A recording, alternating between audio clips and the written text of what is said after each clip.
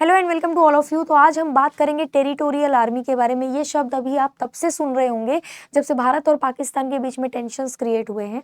इसमें आप ये भी सुन रहे होंगे कि महेंद्र सिंह धोनी, कपिल देव जब ये सेना में हैं तो फिर ये क्यों नहीं जाते हैं बॉर्डर पर, क्यों नहीं इनको तैनात किया जाता है। ऐसी क्या होती है टेरिटोरियल आर्मी जिसमें इनको पद दिया गया है, कर्नल का पद है, फिर भी ये क्यों नहीं जाते हैं, क्या रीज़न है इसका। ठीक है, आप देखोगे एयरफोर्स में पोस्ट दिया गया है सचिन तेंदुलकर जी को, है ना। बड़े बड़े लोग जो हैं, जो बड़ा बड़ा नाम है, जो बड़े नाम है टेरिटोरियल आर्मी में, वो ये नाम है। यहाँ पर आप अगर लिस्ट देखोगे तो सचिन पायलट है, नीरज चोपड़ा है, कपिल देव है, महेंद्र सिंह धोनी है, अनुराग ठाकुर है, अभिनव बिंद्रा है। इन सभी को सेना में, एयरफोर्स, नेवी या फिर आर्मी, इनमें पोस्ट दिए गए हैं, अलग अलग पोस्ट दिए गए हैं। लेकिन ये क्यों नहीं बॉर्डर पर जाकर लड़ते हैं, इसका रीज़न क्या है, टेरिटोरियल आर्मी होती क्या है, वो हम थोड़ा सा डिटेल में आज डिस्कस करेंगे। तो मैं बहुत ही अच्छे से आपको लिस्ट बता करके शॉर्ट में इधर डिस्कस करूंगी। देखो यहाँ पर टेरिटोरियल आर्मी क्या होता है, ये एक पार्ट टाइम सैन्य बल होता है। जो टेरिटोरियल आर्मी में होते हैं वो लोग बहुत ज़्यादा हाईफाई ट्रेनिंग नहीं लेते हैं। जैसे प्रॉपर ट्रेनिंग होती है आर्मी, नेवी, एयरफोर्स की, वैसी ट्रेनिंग उनकी नहीं होती है, बहुत ही कम ट्रेनिंग होती है। साथ ही पार्ट टाइम होता है, ये सीधे मोर्चा नहीं संभालते हैं। ये जब युद्ध होता है, जब स्थिति युद्ध की बनती है, जब हमारी सेना को ज़रूरत होती है और भी ज़्यादा लोगों की, तब सबसे पहले टेरिटोरियल आर्मी को याद किया जाता है। लास्ट में जब और ज़्यादा फोर्सेस की ज़रूरत हो तब आम जनता को बुलाया जाता है कि आओ भाई, जिसको आना है आ जाओ। जब बहुत स्थिति खराब होती है तब आम जनता को बुलाया जाता है, नहीं तो टेरिटोरियल आर्मी को बुलाया जाता है। और टेरिटोरियल आर्मी यहाँ पर क्या करती है, टेरिटोरियल आर्मी यहाँ पर सेना में सेवा देती है। और ये वो आर्मी होती है जो युद्ध में या इमरजेंसी सिचुएशन में या आंतरिक सुरक्षा यानी इंटरनल सिक्योरिटी को लेकर के जब खतरा होता है तब एक्टिव हो जाती है। यानी ऐसा नहीं है कि महेंद्र सिंह धोनी, कपिल देव या ये लोग लड़ने नहीं जाएंगे, ऐसा कुछ नहीं है। जाएंगे, पर तब जाएंगे जब बहुत इमरजेंसी सिचुएशन आ जाएगा। टेरिटोरियल आर्मी में ये बड़े नाम है, लेकिन और भी लोग हैं, और भी जनता है जो टेरिटोरियल आर्मी में काम कर रही है। ठीक है, टेरिटोरियल आर्मी उन नागरिकों के लिए जो अपनी आम नौकरी के साथ साथ या फिर व्यवसाय के साथ साथ या फिर अपने प्रोफेशन के साथ साथ, जैसे ये स्पोर्ट्स पर्सन है, कोई पॉलिटिशियन है, प्रोफेशन के साथ साथ सेना में अगर सेवा देना चाहते हैं तो उनको टेरिटोरियल आर्मी में लिया जाता है।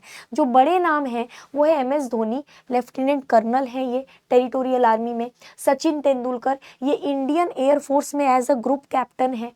राज्यवर्धन सिंह राठौर, जो कि शूटिंग के गेम से रिलेटेड एक बहुत बड़े खिलाड़ी हैं, ओलंपिक हीरो कहते हैं, ये आर्मी में कर्नल है।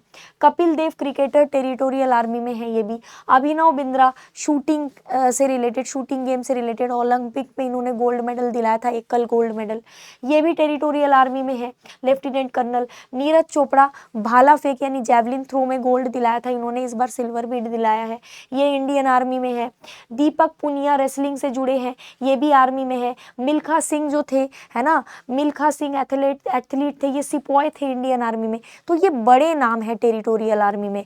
ठीक है, यहाँ पर आप वही लिस्ट देख सकते हो, नाना पाटेकर भी हैं टेरिटोरियल आर्मी में, सचिन पायलट भी हैं, अभिनव बिंद्रा, अनुराग ठाकुर, कपिल देव, महेंद्र सिंह धोनी। तो ऐसा नहीं है कि ये टेरिटोरियल आर्मी में है तो तुरंत इनको लड़ने भेज दिया जाएगा। अब प्रॉपर वे में अगर अपन टेरिटोरियल आर्मी देखें तो ये शब्द जो है, इस शब्द को एक और नाम से जाना जाता है, प्रादेशिक सेना। प्रादेशिक सेना भी इसको अपन कहते हैं, क्या कहते हैं, प्रादेशिक सेना।